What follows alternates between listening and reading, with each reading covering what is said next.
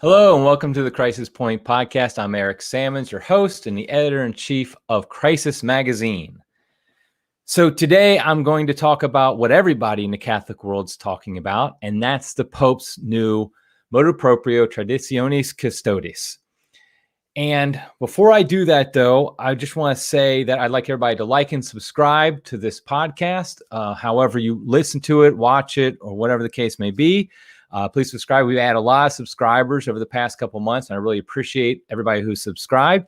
I just ask people to continue to do that and encourage others to watch or listen to this podcast. Okay, so what I'm going to talk about today is what I think is the secret key for understanding the question why. I've been asked a lot of times in the past few days, why has Pope Francis done this? Why has he issued this motu proprio that has put severe restrictions on the celebration of the traditional Latin Mass? Now, I will say that the answer is we don't really know, because we can't know exactly what's in somebody else's heart. But I think the Pope tells us essentially why he's doing this in the letter that accompanies his motu proprio. And I want to say something about this, that I think Pope Francis is right. He's right about something very important. And that is, this is all about, and here's the secret key, this is all about Vatican II. It's 100% has to do with Vatican II. And I think he's right that to be concerned that the growth of the traditional Latin Mass does definitely undercut his view of Vatican II and its place in the church today. Because we see in the motu proprio, one of the most important issues in the motu proprio itself is that bishops are supposed to ask priests to defend the validity and legitimacy of the liturgical forms dictated by Vatican Council II. Again, to defend the validity and legitimacy of the liturgical reforms dictated by Vatican Council II. So what does that mean exactly? The validity and legitimacy of the liturgical forms. Now, I know there's been talk about the fact that a lot of traditionalists will deny the validity of Vatican II, which has not been my experience. Most people I know, most Catholics I know who attend the traditional Latin Mass, who consider themselves traditional Catholics, they would consider Vatican II a valid council, meaning it was called properly by a legitimate pope, and legitimate bishops were there, and everything went through the proper channel. So it's a valid council. But he's saying the validity of the liturgical reforms. What does that mean? That they were done properly, that we're supposed to agree with every aspect of the validity of these liturgical reforms? What exactly does that mean when we're supposed to say the validity of the liturgical reforms? So that's a problem right there. But also the legitimacy of these liturgical reforms. What does that mean? It sounds almost like a synonym for validity, but ultimately, does that mean we're saying that they're legitimate in the sense that the proper authorities promulgated them? Or does it mean we're supposed to agree with every aspect of the liturgical reforms of Vatican II?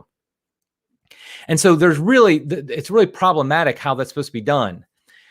But what it really tells us, though, however, is the primacy of Vatican II in the eyes of Pope Francis. That's what really matters when it comes to this motu proprio. And if you read the letter that accompanies the motu proprio, you see that. In fact, Vatican Council II is mentioned, I think, 14 times, and it's not a very long letter. It's just a few pages when you print it out. And it's a constantly recurring theme, though, in what Pope Francis is saying. He's talking about the fact that Vatican II is what's most important, and he's concerned that the growth of the traditional Latin Mass, he didn't call it the growth, but we all know that's what it is, the traditional Latin Mass will somehow override Vatican II. He says at one point, "I am nonetheless saddened that the instrumental use of the Missal of 1962 is often characterized by a rejection not only of the liturgical reform, but of Vatican Council II itself." Right there we see it's not just a liturgical reform, although that's what's mentioned in the actual motu proprio, that you have to accept the liturgical reform.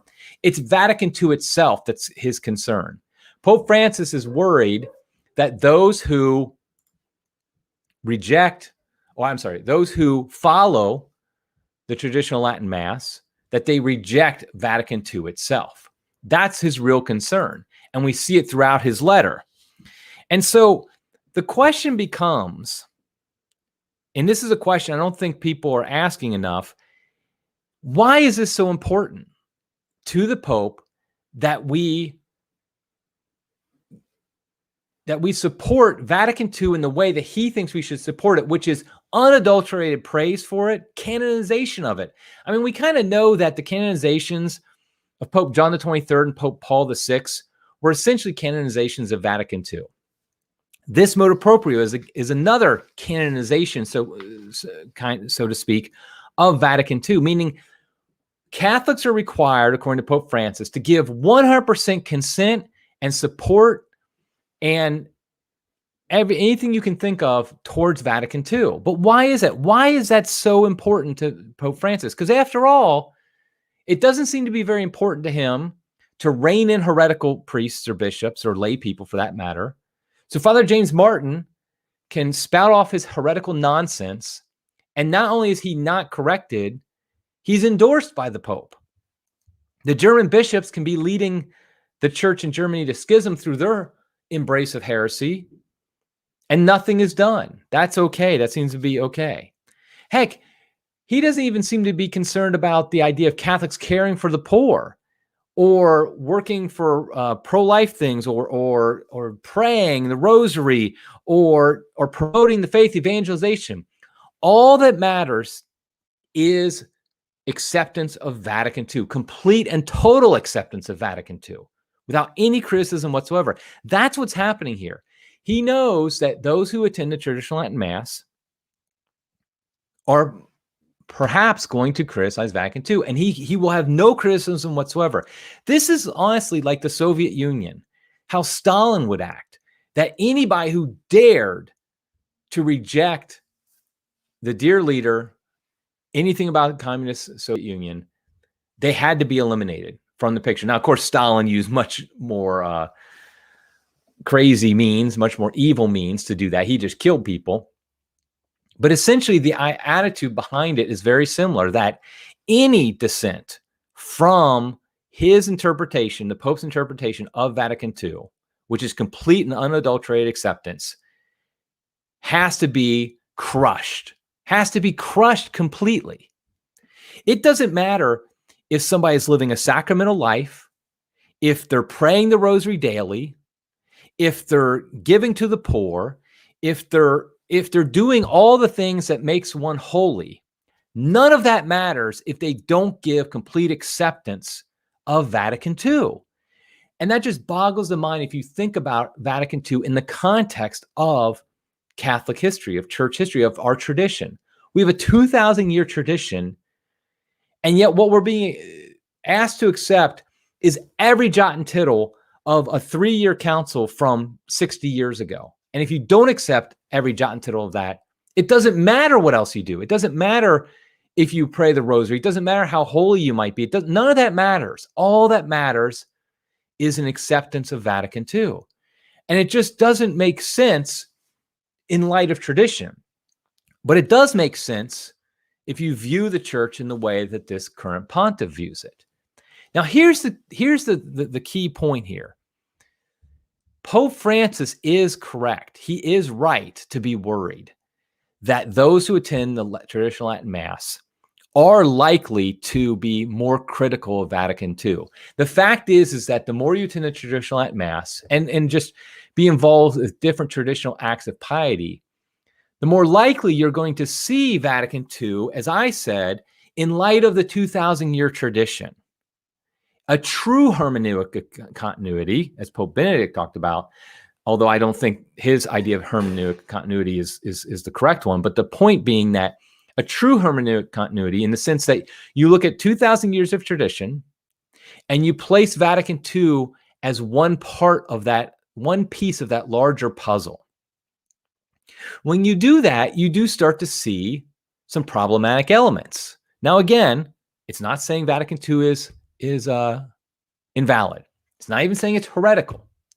However, what it's saying is the language used at Vatican II often led people to diverge from tradition, to go away from tradition, to reject tradition. I mean, that's just a fact of the matter of what happened after Vatican II. You can't deny it. And so when you start to go to traditional Latin Mass and you embrace tradition more, you start to see that more clearly that, okay, things that have come after the church after Vatican II, how it's actually practiced the faith is fundamentally different than how it was practiced before Vatican II. Now, I got in a lot of trouble on Twitter because I said something to that effect. And I want to be clear about what I mean by that. I don't mean they're different religions actually fundamentally in the sense that it's two different religions like Islam or Catholicism are different religions. It is the same religion in the sense that it's the continuation of the Catholic faith today. However, in practice, it is practiced as a different religion by many people. And we see that in the fact that over 90% of Catholic women this is American statistics, have used artificial contraception. 70% of Catholics don't believe in the real presence.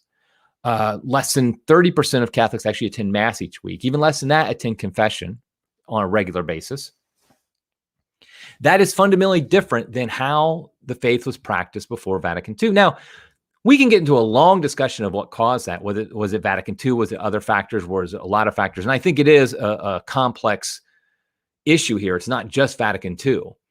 But the fact remains that it is practiced differently. Catholicism is practiced differently before Vatican II as it is practiced after Vatican II. That is an undeniable fact. Pope Francis knows this. He understands this as well.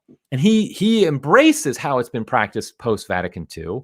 And he thinks that's the way of the future. That's the way of the church, with 90% plus practicing contraception, with 70% not believing in the real presence, with homosexuality basically implicitly endorsed by Father James Martin and others. And pro-abortion Catholic politicians receiving Holy Communion. All these things that are part and parcel of our modern Catholic Church. These are things Pope Francis doesn't seem to have a problem with. At least by his actions, he doesn't seem to have a problem with it. And by his words, he doesn't seem to have a problem with it. What he really has a problem with is those who have an affinity for the way the faith was practiced before Vatican II, in which people did believe in the world presence. People didn't artificially contracept, although it wasn't as available back then, admittedly. People were against homosexuality, knew it was a sin. They were very pro-life, all those different things. They went to confession regularly. They understood what mortal sin was. They understood what hell was. They understood they could go to hell if they didn't live as a Catholic. All these things that were practiced by Catholics before Vatican II. It's not to say before Vatican II was some utopia. No, there's lots of sin in the church. But fundamentally, people knew what it meant to be Catholic. They might not have always lived like they should have, but they knew what it meant to be Catholic. And so that's what's not happening today. People don't even know what it means to be Catholic. They think they can reject the real presence. They think they can contracept and still be a good, faithful Catholic. And Pope Francis is indicating that that is the case. And so when you start going to Latin Mass, though, oftentimes you start to see things a little bit more clearly like this. And Pope Francis sees it clearly, and he wants to crush it. He wants to stop it. And so it does really make you ask the question, what is Pope Francis trying to do here? I think ultimately he thinks the modern Catholic Church, the mess it is, as he, in the quote, he would say, the mess it is, that's the way he wants the Catholic Church to be. So when we talk about the growth of the Latin Mass and the fact that so many Catholics are not attending Mass anymore, leaving the church, but a lot of Catholics, especially young Catholics, are attending the traditional Latin Mass, that's seen as a bad thing by Pope Francis. That's not seen as a good thing. We often, like I've even used the analogy, if a CEO has 10 divisions, one of them is growing rapidly and the other 9 are failing, a good CEO would look to the one and say, hey, what are you doing right? Let's do it in the other 9. But for Pope Francis, he doesn't want to sell the product that division is selling, that's doing so well. He wants to get out of that business. He wants to just go ahead and double down on the 9 divisions that are failing and hope that if he just keeps on doubling down, eventually they're going to start selling, even though it's clear they're not going to. And so we have to recognize this and just accept that this is the reality that we're living in right now. That the reality we're living in is that the Pope of Rome, he embraces this post-Vatican II church that has failed on so many levels. And again, I'm not even trying to say it's all Vatican II's fault. I'm simply saying that's the reality of what's happened since Vatican II. And those of us who lament this, and this is traditional Catholics and conservative Catholics, any Orthodox Catholic laments the state of the church today. You have to. If you don't, you're not. I really question if you're really Catholic. You have to understand that the church is in dire straits and we need to make changes, including being open to criticizing Vatican II and the reforms that came out of it. I wrote an article a few years ago for Crisis Magazine. This is before I was the editor of Crisis. I wrote an article that talked about the censorship that surrounds Vatican II and the church. I remember working for a diocese for 5 years, director of evangelization, and before that working at parish level. And the one thing you never could do, you never could say, you could never criticize Vatican II. It was just impossible. You couldn't say, well, I think the way this worded wasn't the best way of wording. It's been abused by a lot of people. Even that was forbidden speech at a diocese. And everybody who's watching this or listening to this and works at diocese knows that that's true. It is forbidden to ever say anything that might even suggest that Vatican II isn't the super council that directs all things Catholic and isn't perfect and given to us on high, like the Book of Mormon was on the golden tablets, was given to Joseph Smith. So if you even question that, then you're basically outside the church, as Pope Francis and many in church leadership today think. And so what does this mean then going forward? What does this mean for the future? So if Vatican II is the council that must not be named, at least in a critical fashion, what are we supposed to do? I think I've seen a lot of Catholics who either are traditional Catholics or are opposed to this motu proprio. They want to have an attitude of basically accepting the premise that Pope Francis is giving. And that is that we're trying to set up a parallel church. We're trying to set up what we call the true church. And I think I reject that premise.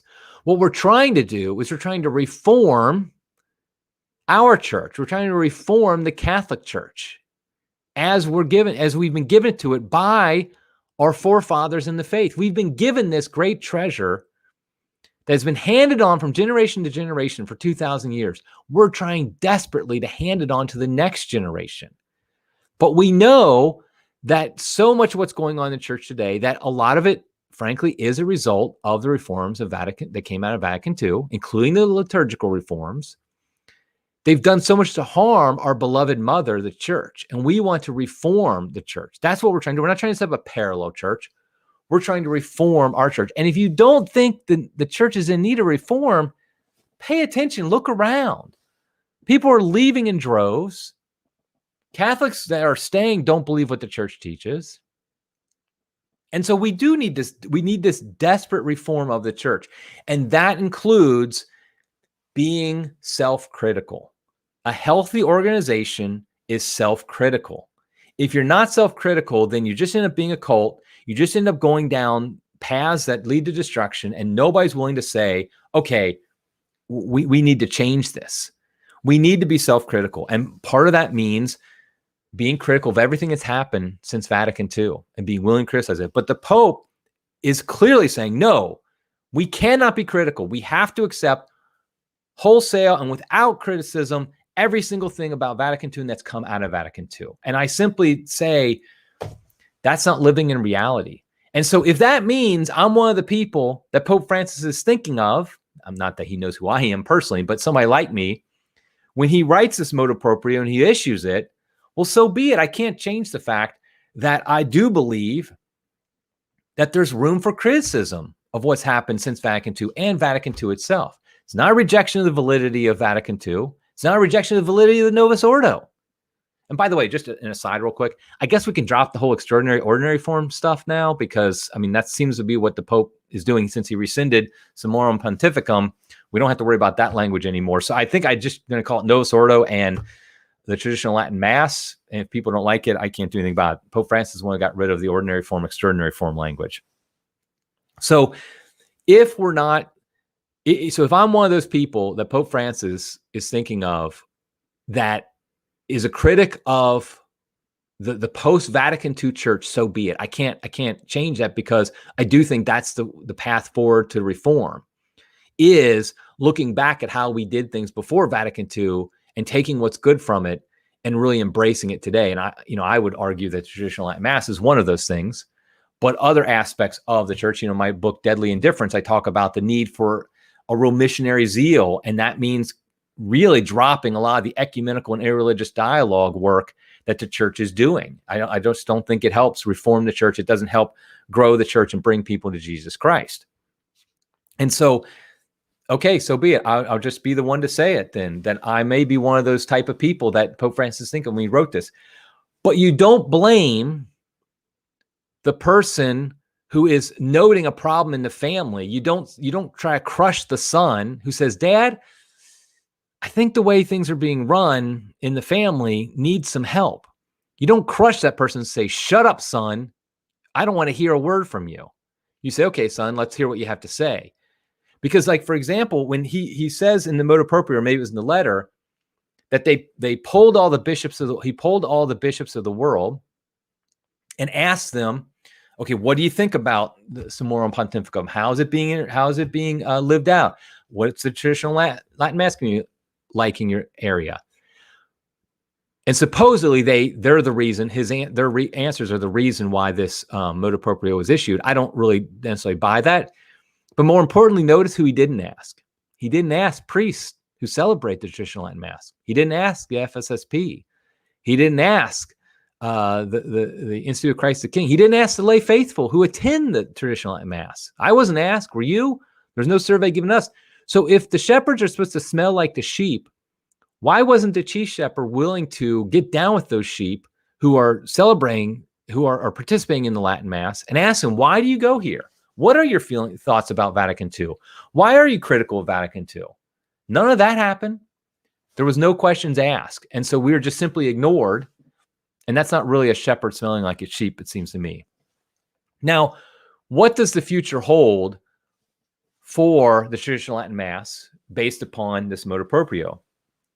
Well, I think it's obvious. And I'm going to say something. Haven't heard a lot of people say this.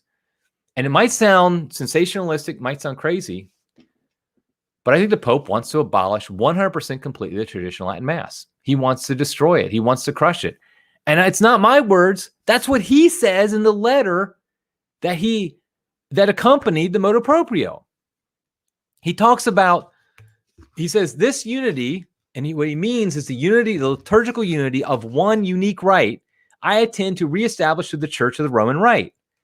And what he's saying there is, and now let me read the greater context. He's saying Paul VI, recalling that the work of the adaptation of Roman Missal had already been initiated by Pius XII, declared that the revision of the Roman Missal, meaning the Pope, the Mass of Pope Paul VI in 1970, carried out in the light of the ancient liturgical sources, okay, I'm not going to go there, had the goal of permitting the church to raise up in the variety of languages a single and identical prayer that expressed her unity. And then he says, this unity I intend to reestablish through the Church of the Roman Rite, meaning my intention is that there will be only one form of the Roman Rite and there will be no other allowed. He's saying that very clearly. And also, he says later in his letter, he talks about indications about how to proceed in your diocese are chiefly dictated by two principles. On the one hand, to provide for the good of those who are rooted in the previous form of celebration and need to return in due time to the Roman Rite promulgated by St. Paul VI. Saints Paul VI and St. John Paul II is actually the full quote. And on the other hand, to discontinue the erection of new personal parishes tied more to the desire and wishes of individual priests than to the real need of the holy people of God. That line killed me. The idea that new personal parishes that celebrate the traditional Roman Rite are somehow only due to individual priests. It's just not true. We know it's not true. He knows it's not true. It's the people who want the traditional Latin Mass. That's why there's such a growth for it. That's why there's such a demand for it. It's not just some like eccentric priest decided, okay, I think I'm going to celebrate the old Latin Mass now. No, it's the people who are asking for it. That's what's happening. But more to the point, Pope Francis is saying very clearly he wants one Roman rite, one form of it celebrated, and no other. And this is just simply step one. It's actually a couple steps into it, but this is a major step in that. And that's not me being sensationalistic or trying to read into what he's saying. It's what he's explicitly saying. And so we have to realize that this is one step in that path to crushing the traditional Latin Mass. And so I think, and this is now I'm going into speculation. Before I was just simply saying what Pope Francis is saying. Now I'm saying that this is my speculation. I think the idea is to corral all the traditional Latin Mass people into these communities like the Fraternity of St. Peter or the Institute of Christ the King, corral them into these groups, and then destroy those groups and take down those groups. And I don't even like talking like this. I don't like talking about speculation about the future, but the Pope has said these things. I mean, he said that he wants to end the traditional Latin Mass. And so the fact that he's restricting it, trying to restrict it essentially just to existing communities and not allowing new personal parishes to be established, meaning the FSSP, if let's say there's a bishop who wants the FSSP in his parish, according to the Pope, he should not establish a new parish for them. That basically the existing ones are okay, but let them die out. Let them disappear. And so this is a corralling strategy in my mind to put them all into these individual groups and then find reasons to shut down those groups. Because obviously there's going to be reasons. I mean, they can make up reasons because we see where it talks about denying the legitimacy and validity of the liturgical reforms or Vatican II. I mean, that's such broad language. You could say that. I mean, obviously they would say that about me probably when it's not even true. They could easily say that about an FSSP priest or apostolate and just say, okay, you're done. Now, the good news is, I know a lot of this has all been mostly bad news in this podcast, but I would say the good news in this is that there is a true demand from the lay people for this Mass and for just simply the piety and the spirituality of the pre-Vatican II era. And there is an acknowledgement that the Vatican II experiment failed. Now, whether or not it can be rebooted somehow in Vatican II, that's another debate for another time. But simply put, it's failed. The Pope knows it. We know it. The Pope's solution is to simply try to keep going with what we're doing, and eventually it'll stick. We know that's simply not going to work. And so with this demand, bishops are going to understand that. I mean, one of the things I've been heartened by is the fact that a number of bishops have already kind of said, we're not going to do this. Bishop Paprocki in Illinois, particularly, and I think Bishop Corleone in San Francisco, some other bishops as well, basically said, we're not going to do this, at least temporarily. I think that's very heartening. You know why? A bishop's life is full of headaches, bureaucratic headaches, administrative headaches, all types of headaches. He gets complaints all day, every day. In most cases, these bishops have no problem with their traditional Latin Mass communities in their diocese. And all the Pope did was he just handed him problems by this motu proprio. And these bishops are like, I got enough problems on my hand. The last thing I want to do is add to it by trying to crush these people that frankly have kept to themselves, have been fine, I haven't had any problems with. I'm just going to let them keep on going with what they're doing. I think that's essentially what a lot of these bishops are saying. Is like, it's not worth the head, even if they're not fans of traditional Latin Mass. And I think some of them are, like in the sense that they appreciate it. They might not celebrate, but they appreciate it. And they know the people who go to the traditional Latin Mass are faithful Catholics. In other words, maybe they don't accept every jot and tittle of Vatican II, but they pray their rosary. They all pray for the bishops. That's the one thing they know they do. They attend Mass. They don't celebrate the sacraments. They know this is the case. So why cause problems by trying to restrict them? So I think a lot of these bishops do see that. And so I'm hoping there's enough of a pushback that Pope Francis can't go to step 2, which, obviously he could try. But if there's enough pushback, if there's enough ignoring of this motu proprio by the bishops, or essentially ignoring it in practice, then hopefully then there will be his full plan to completely destroy the Latin Mass won't happen. Okay, I think I'm going to cut it off there. We're about 30 minutes, which I think is a good time. So obviously, just some takeaways from this. It's all about Vatican II. It's all about not just Vatican II, but an acceptance of all the reforms that came out of Vatican II. Not just the liturgical, but every aspect of Vatican II. Ecumenism and interreligious dialogue, religious freedom, the liturgy, obviously, a different attitude towards moral sins, all that whole experiment, the whole project of Vatican II, the Pope is saying you have to 100% support. You cannot criticize it for any reason. And he knows people at Traditional Latin Mass are doing that. And so he wants to push them out of church, frankly, or get them to come on board with the Vatican II project.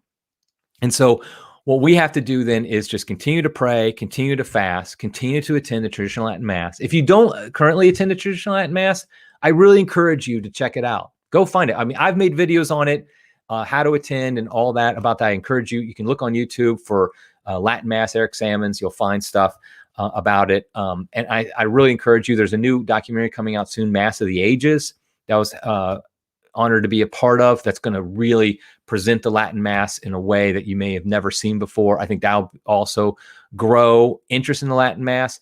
And I think what will happen is it will force priests, it will force bishops to really simply say, we're not going to crush this. We're not going to, this is one of the few bright spots in our diocese. We're not going to do anything to crush it. And they're simply going to ignore the Pope, which I think would be in this situation, a very good thing. Okay. Well, that's it for now. Until next time, God love you, and keep praying, keep working for the kingdom and the reform of the church.